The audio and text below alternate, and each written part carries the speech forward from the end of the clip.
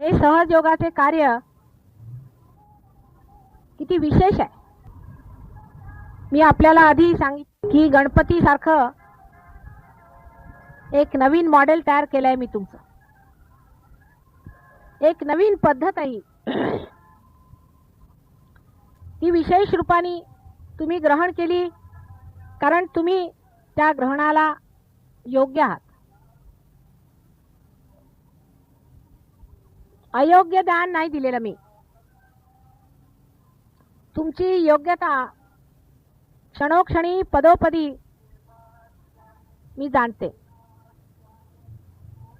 फक्त एवढं म्हणता येईल की आईच्या प्रेमामुळे फारच हळुवारपणे सांभाळून प्रेमाने अत्यंत काळजीपूर्वक हे कार्य झालेलं आहे. पण जर आपल्यामध्ये ती योग्यता नसती तर हे झालं नसतं. पैकी आज हजारो मंडळी इकडे तिकडे धावत आहे. वेड लागलाय लोकांना. विचार करत नाही की आजपर्यंत शास्त्रांमध्ये जे सांगितलेलं आहे, अनादी कालापासून जे मोठ्या मोठ्या तत्ववेत्यांनी आणि कृष्णासारख्या महान परमेश्वराचीच ती एक साक्ष आहे, त्यांच्या तोंडूनी ज्या गोष्टी निघाल्या त्या सगळ्यांना एकीकडे फेकून त्या लोकांनी ज्या नवीन नवीन पद्धतीने लोकांना आपल्या जाळ्यात फसवलेला आहे, त्याबद्दल कोणताही विचार हे लोक का करत नाहीत. कोणत्याही शास्त्रात, मग ते मोहम्मद साहेबांनी लिहिलेलं असो किंवा ख्रिस्तानी सांगितलेलं असो किंवा कृष्णाने गीता म्हटलेली असो, सगळ्यामध्ये जे तत्व आहे की तुम्हाला स्वतःच्या आतमध्ये असलेला स्व जाणला पाहिजे आणि त्याची शक्ती तुम्हाला लाभते. पण असे म्हटल्याबरोबर लोक त्यापासून परावृत्त होतात, कारण सत्याच्या गोष्टी केल्या की लोकांना ते पटतच नाही. मुळे असत्य असलं तर ते लगेच पटतं आणि असत्याच्या मार्गावर चालण्याची सवय पडल्यामुळे ते रुजतही जास्त. असत्याची कास धरून मानवाने शेवटी गाठलंय काय तर नरकाची पायरी. नरकगतीला उतरायची स्थिती आलेली आहे. हे कलियुगात दिसतंय आपल्याला चारीकडे. बापाला मुलाचा विश्वास नाही, मुलाला आईचा विश्वास नाही. सगळ्या संसारात हाहाकार माजलेला आहे. अशा परिस्थितीत सत्य पुढे केल्याबरोबर लोक असे बिचकतात जसे अंधारातून कुणाला एकदम सूर्यात आणलं की त्यांचे डोळे दिसतात आणि नको तो प्रकाश म्हणून मागे सरतात. तेव्हा सहजयोगात पुष्कळ मंडळी एकदम येणार नाही हे लिहून ठेवणे. आली ती घसरणार, कोलमडणार आणि परत त्यांना मी जागेवर बसवलं तरी सुद्धा परत परत धावणार. ही स्थिती राहणारच आहे मुळी ती काही काळ.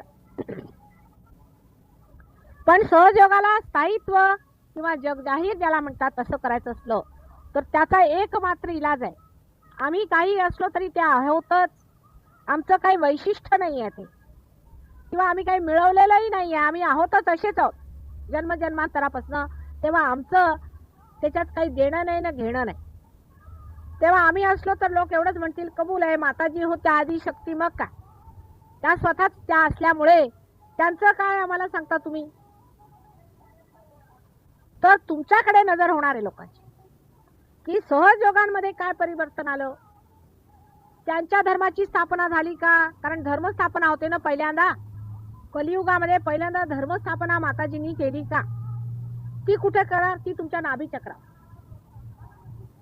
तुमच्यातून तो धर्म आहे की नाही, तुम्ही धार्मिक आहात की नाही, ही आधी जर सिद्धता झाली, 4 लोकांनी तुम्हाला पाहून म्हटलं पाहिजे की ह्यांच्यामध्ये काय अंतर आलं, काय मनुष्य झालाय, कमालीच याच्यात चमक आलेली आहे. आमचा एक दीप असला तर लोक म्हणतील आहे तो पुष्कळ दिवसापासून आकाशदीप लागलेला आहे, त्याचं काय महात्म्य, आल्या आणि गेल्या. पण जे दीप आम्ही लावले ते कधी लावले नव्हते, म्हणजे दिवे पाजळले मराठी भाषेत म्हणायचं.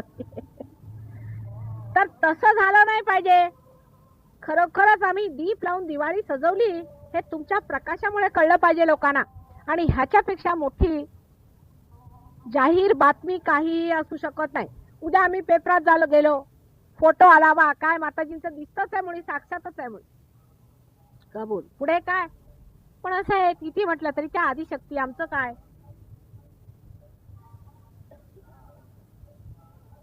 तर मग त्या भामट्याकडे कशाला जाता तुम्ही?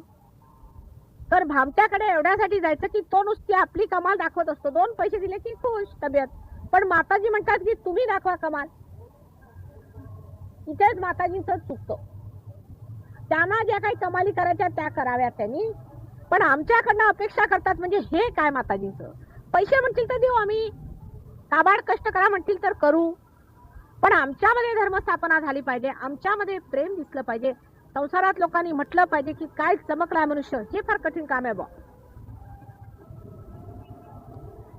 मग सहयोग कसा जमणार? कारण आम्हाला जे धंदे करायचे ते आम्ही करत राहू.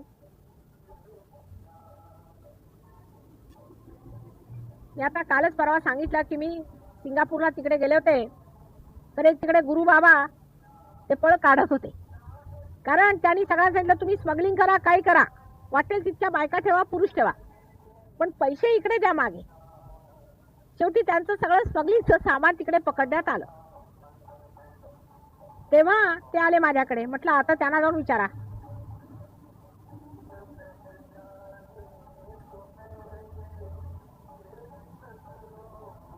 तेव्हा ही गोष्ट माणसाला रुचतच नाही मुळे. आता कुणी घ्या, मी म्हणते कितीतरी रिअलाइज मी साधू पाहिले, पुष्कळ पाहिले. ते अंबरनाथला होते, आपले महाराज येथे, काही नाही, काही कुणाला करत नाही, काय नाही. आणि काय मी म्हटलं तुम्ही काय म्हणत का नाही महाराज, मरू देत. कारण त्यांचं असं म्हणणं आहे की त्यांची पात्रताच नाही मुळी, ह्यांना कशाला द्यायचं. माझं तसं म्हणणं नाही. तुमची पात्रता हे आधी सांगितलं मी, योग्यता हे मी सांगितलं, आणि ते दिलं आहे हेही खरं आहे. त्याबद्दल कोणालाही, तुमच्यातल्या कोणालाही शंका नाही आहे. पण त्या आतमध्ये भिनलं किती आहे, त्याचा साक्षात्कार किती झाला आतमध्ये, तिकडे लक्ष असायला पाहिजे. आणि आपल्या ज्या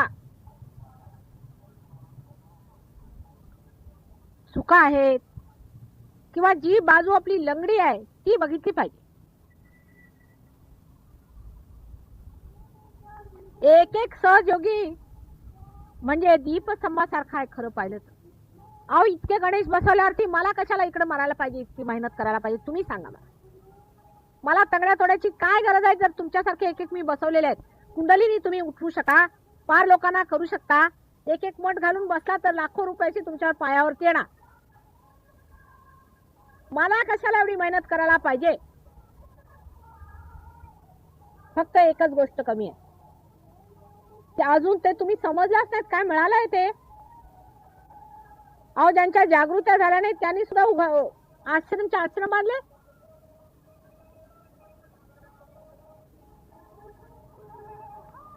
आम्ही सर्वसाधारण माणसं आहोत, घरगुती आहोत, गृहस्थ आहोत, हे बाह्यातलं झालं. पण आतमध्ये काय, तुम्ही जिथे पाय पडेल तिथून बाधा पडणार आहे, तू मला माहिती आहे. दुधातून पाणी काढून वेगळे करणारी तुमच्यामध्ये शक्ती असताना हे सगळं तुम्हाला प्राप्त झाल्यावर सुद्धा जर तेजस्विता येत नाही तर त्याला काय मी कारण सांगू, मला हे समजत नाही. चक्र धरताय म्हणजे काय? एवढी मेहनत करायला तुम्हाला गरजच नाही मुळी. नुसतं निरपेक्षतेत साक्षी स्वरूपात उभं राहिल्याबरोबर सारी चक्र खडकन तुटणार. कारण मिथ्या आहे ते सगळं काही. मिथ्यतेतून फक्त आपण जिथे आहोत तिथे उभं राहिल्याबरोबर सगळ्याच्या सगळं तुटून पडतं की नाही पहा बरं. नुसतं चिकटवा जर आपल्याला तिकडे, थोडस चित्त जरासं आतमध्ये घ्यायचंय. उभे तिथेच आहेत, कपडे तेच आहेत, वागणं तेच आहे, नवरा आहे, बायको आहे, मुलं आहेत, बाळा आहेत, सगळा संसार आहे, कमाई आहे. पण चित्तात मात्र तुम्ही जर आतमध्ये उभे आहात तर संबंध संसाराची शक्ती तुमच्या मागे उभी आहे, ते लक्षात घ्यायला पाहिजे. ही पृथ्वी माता उभी आहे तुमच्या संरक्षणाला, हे सगळे तारेगण उभे आहेत तुमच्या संरक्षणाला. काय पाहिजे ते. पण सहजगावर बोलायचं सुद्धा तरी नव्या नवरी सारखं लाजता.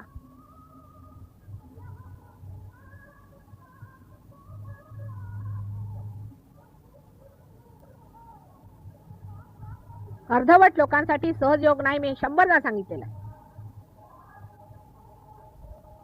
असाल खंबीर निवीर तर या, मला 2 असले तरी चालतील, पण त्या यायला पाहिजे वीरत्व. घोडा दिला, घोड्यावर बसवलं, घोड्याला कसं चालवायचं शिकवलं, पण तरी रडत राहू लोक. म्हणजे करायचं काय हे मला तुम्ही सांगा. आता काय तुम्हाला शिकवायला पाहिजे का घोड्याला? चक्र ही धरलीच नाही पाहिजे. खरोखर धरत नाही तुमची चक्र. आता हे बघा, ह्याच्यात माया कशी आहे ती समजून घेतली की तुम्हाला कळेल मी काय म्हणते ते. किती चक्र तुम्ही धरतच नाही, तुम्ही इन्स्ट्रुमेंट आहात. तुम्ही एक कॉम्प्युटर सारखे इन्स्ट्रुमेंट आहात आणि तुम्हाला जी बातमी मिळते ती तुम्ही सांगता, इन्फॉर्मेशन. आता समजा ह्यांचं जर आज्ञा धरलेला आहे तर तुमचा आज्ञा धरणार नाही, ते तिथे इन्फॉर्मेशन आली. पण तुमचा तो भाऊ आहे त्या माताजी ह्याचा आज्ञा काढा बरं, म्हणजे तुम्ही आज्ञाधारी झाला.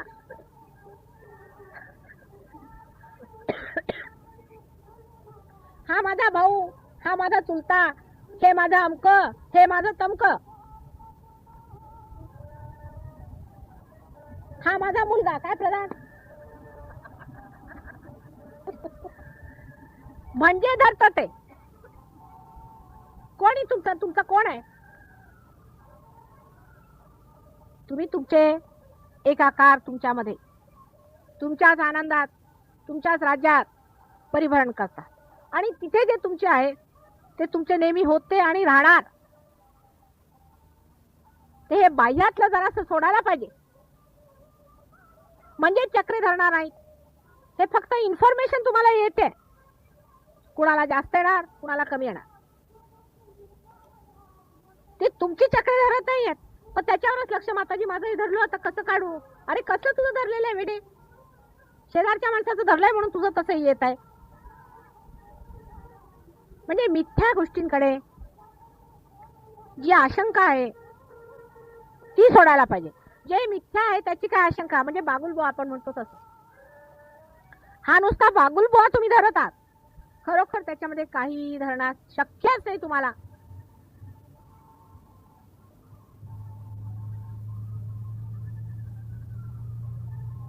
आता पुष्कळचे लोक असे म्हणतात की कोणी होते गुरु, त्यांनी कुणाला अंक दिलं तर त्यांना तो आजार झाला, तमक्याने तमक्याला बरं केलं त्यांना तो आजार झाला.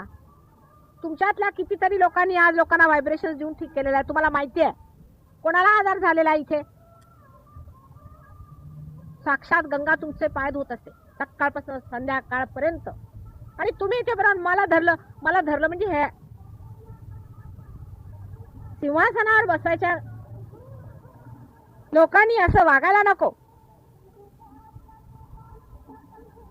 म्हणजे बाह्यातलं जे वागणं आहे ते आतला भित्रेपणा, आतला कोतेपणा, त्यामुळे राजासारखं राहायला पाहिजे. परवा दिल्लीला एक गृहस्थ भेटले, म्हणे मी फार साधा राहतो, शॅबिली राहतो, तर माताजी तुम्हाला काही हरकत नाही. म्हटलं तुम्ही राजा आहात तेव्हा व्यक्तित्व असं पाहिजे की 4 माणसात उभे राहिले की वाटलं पाहिजे उभा आहे कुणीतरी मनुष्य. नाही तर सहजयोगी उभे करायचे म्हणजे लोकांनी म्हणायचे कुठल्या कायद्यात न आलेले हे लोक आहेत.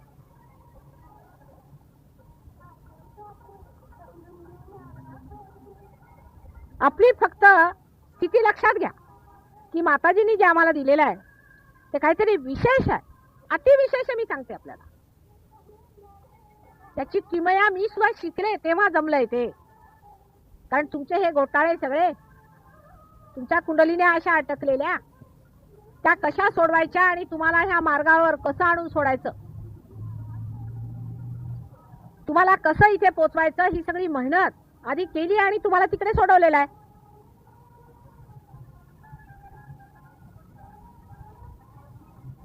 पहिल्यांदा आपला धर्म स्थापन केला पाहिजे.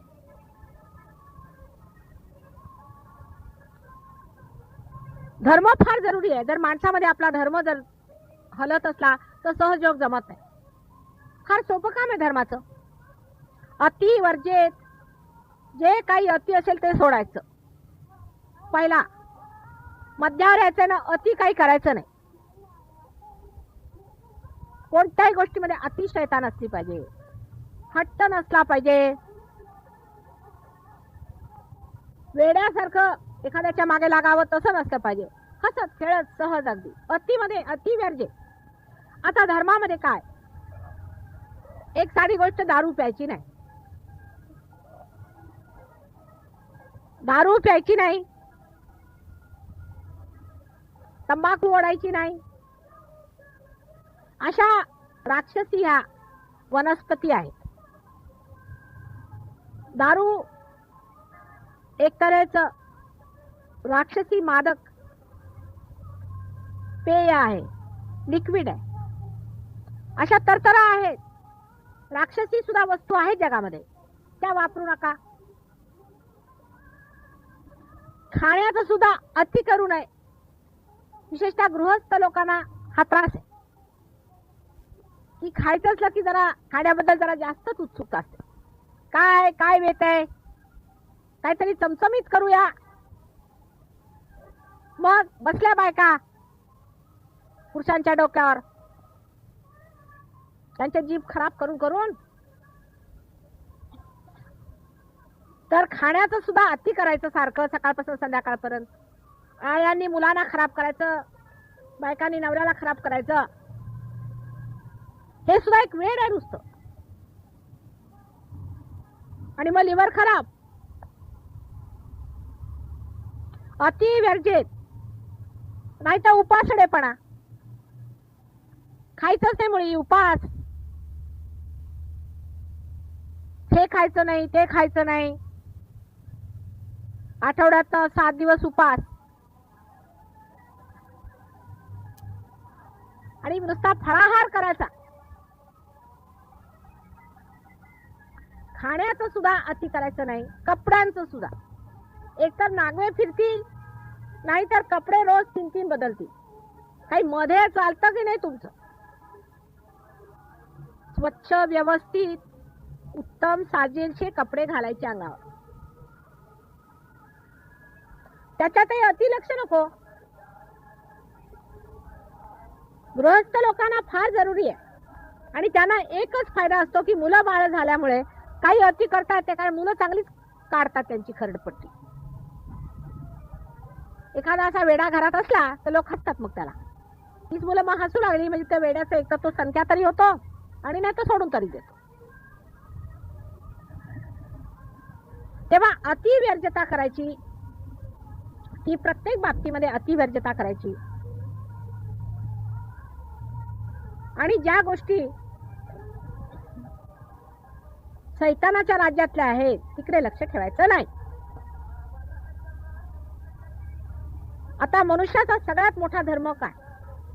जर मला कोणी विचारेल की तुम्ही माताजी कोणता धर्म मनुष्याचा सगळ्यात सद्गुण आहे, तर आता इतक्या लोकांना पाहिल्यावर एकच मला वाटतं फार जरुरी आहे की हा जो तुमचा माथा आहे ना, हा कोणासमोर वाकवायचाच नाही. म्हणून हा जर माथा तुमचा वाकवला तुम्ही, मग रिअलायझेशन फारच कठीण होऊन जातं. हे सगळे भामटे आलेले आहेत, त्यांच्या समोर जाऊन आपले सगळे डोके त्यांच्या समोर टेकायचं. सहयोगाने तर कोणाच्याही समोर वाकवण्याची गरज नाही. दुसऱ्या सहयोगी किंवा योगी माणसा समोरही डोकं वाकवण्याची गरज नाही. तुम्ही काय कमी आहात? आज्ञाचक्र धरलंच पाहिजे. आणि ते असं धरतं की सुटता सुटत नाही. कारण तुमच्यावर कोणी नाही हे सांगते मी तुम्हाला. जर तुम्ही गणेशाच्या स्टाईल मध्ये आहात तर ब्रह्मा विष्णू महेश सुद्धा तुमच्या पुढे जाऊ शकणार नाही. कायद्यात या तुम्ही. मग बघा बघा तुम्ही व्हायब्रेशन्स वर बघा मी बोलते ते खरं आहे की खोटं आहे.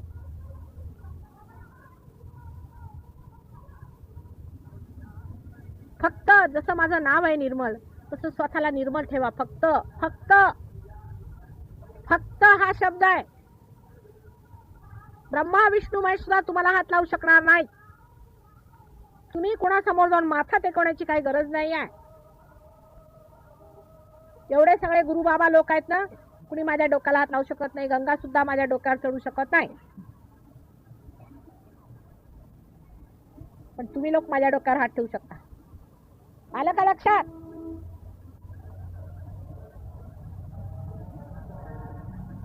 तेव्हा ही तुमची स्थिती असताना, एवढ्या मोठ्या पदावर बसले असताना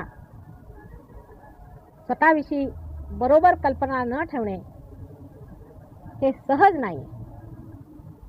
म्हणजे ह्याचा काही गर्व करायला नको. आता कोणी म्हणेल की तुम्ही आदिशक्ती तर ह्याचा गर्व का? म्हणजे आम्ही आहोतच तर ह्याच्यात गर्व कसा? म्हणजे काय आमचं काय वैशिष्ट्य नाही त्याच्यामध्ये? आम्ही आहोतच तसेच आहोत. तसंच तुम्ही जर सहजयोगी आहात तर त्याच्यात गर्व कसला? पण जे आहात ते राहा. आता समजा जर कोणी हिरा असला तर त्याच्यात तर चमक येणारच. त्याला काय हिऱ्याला काय त्याचा गर्व चढतो का? गर्व त्याला चढतो ज्याला नव्हता आणि तो उगीच डोक्यावर घालतोय तो.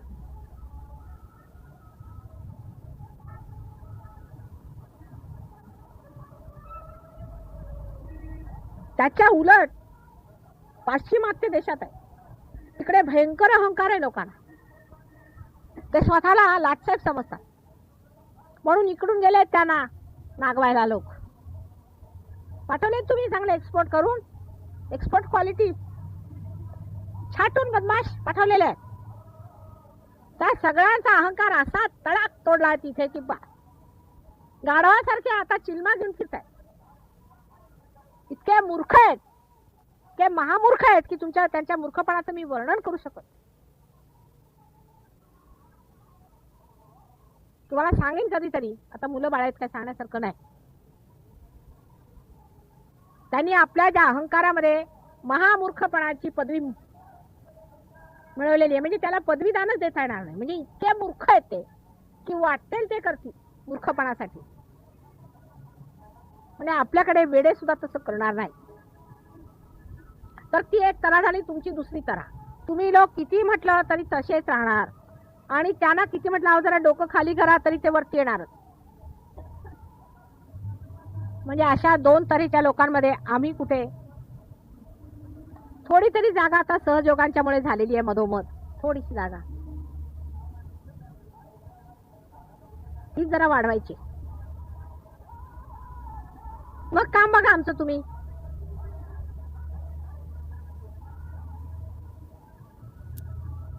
तेव्हा आता सहयोगाने काय करायचं? पहिल्यांदा आपला धर्म स्थापन केला पाहिजे. नंतर काम.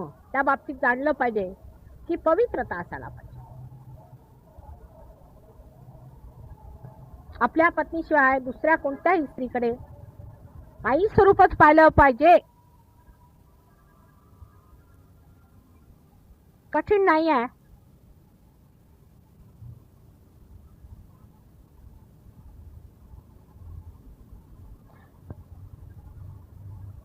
ही एक फारच सोपी गोष्ट आहे. पण आजकालच्या कलियुगात इतकी घाण पसरलेली आहे की नाकातही घुसते, डोळ्यातही घुसते. पूर्वी मला आठवतं आमचे आई वडील सांगायचे की सगळ्यांनी खाली डोळे करून चालायचे. वर डोळे करून कुणी चाललं तर शेजारी पाजारी पाहून लगेच आईला जाऊन सांगतील तुमची मुलगी असे वर डोळे करून चालली होती. झालं. मग आमचे अनेक अपराध झाले. मग त्यावर आईने अगदी ओरडायचं मुलींवर. वडिलांना जर कुणी सांगितलं अहो तुमचा तो नाना डोळे वर करून चालला होता की त्या नानाची कंबख्ती आली, त्याचं खाणं पिणं बंद, तू वर डोळे करून काय बघत चालला होता? लक्ष कुठे होतं तुझं?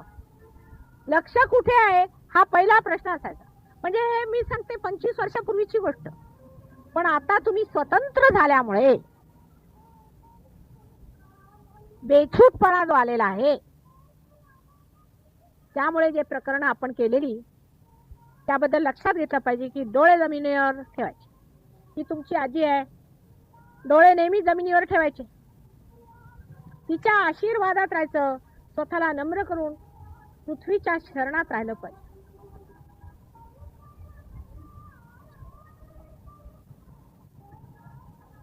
तिसरी गोष्ट अर्थ आहे. पैशाच्या बाबतीत पैशाच्या बाबतीमध्ये मनुष्याने कसं वागलं पाहिजे. सारखी पैशाची हाव ठेवून पैसे मिळत नाहीत, किंवा दुसऱ्याकडे 2 वस्तू जास्त आहेत म्हणून आधाशासारखं तिकडे बघत राहूनही पैसे मिळत नाही. आणि त्याच्याजवळ पैसे आहेत, आपल्याला त्याचा गळा कापू त्यानेही पैसे मिळत नाही. आणि ज्यांना पैसे मिळतात त्यांना सुद्धा सुख आणि आनंद मिळत नाही. हे तुम्ही पाहिलेलं आहे.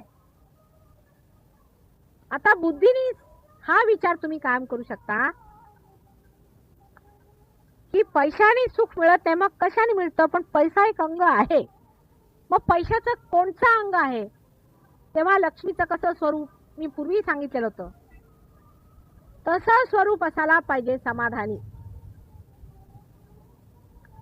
समाधानी वृत्तीने जे मिळेल ते स्वीकार्य करण्यामध्ये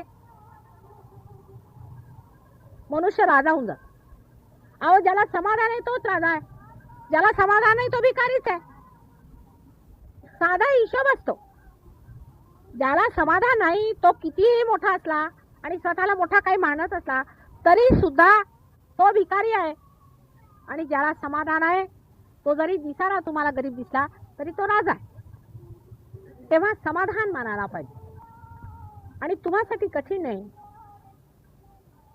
कारण सहयोगामध्ये ते दिलंय आम्ही तुम्हाला समाधान मानण्याची शक्ती. आता कसं मानून घ्यायचं आणि कसं करायचं ते थोडंसं सांगते मी. कारण हे सगळे प्रश्न माणसाला येतात विचारांच्यामुळे. जर तुमच्यात विचारच आले नाही तर प्रश्न येणार नाही.